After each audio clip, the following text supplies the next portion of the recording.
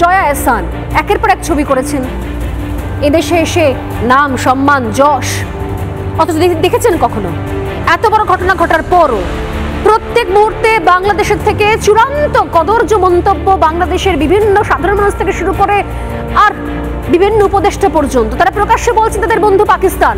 জয়া এহসানের মুখে কখনো কোনো নিন্দা শুনতে পেয়েছেন আপনারা? না। রফিয়াত রশিদ মিথিলা, শ্রীত মুখার্জির স্ত্রী, এখানকারই নাগরিক হয়ে গিয়েছেন প্রায়, শুনতে পেয়েছেন তার তরফ থেকে কোনো মন্তব্য?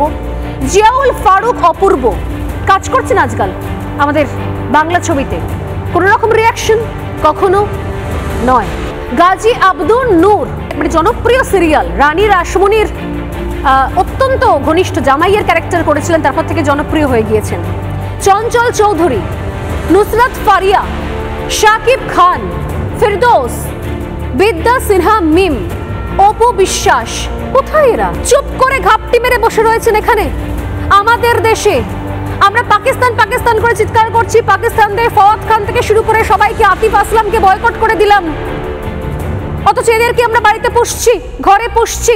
আমাদের শত্রু দেশের লোকজন কাজের বেলা কাজী, কাজ ফুরলে পাজি, শুধু নিজেদের কার্য উদ্ধার করার জন্য এদেশে বসে রয়েছেন। সেই সমস্ত বাংলাদেশি অভিনেতা অভিনেত্রীদের ঘাড় ধাক্কা দিয়ে বের করে দেওয়া উচিত এই মুহূর্তে।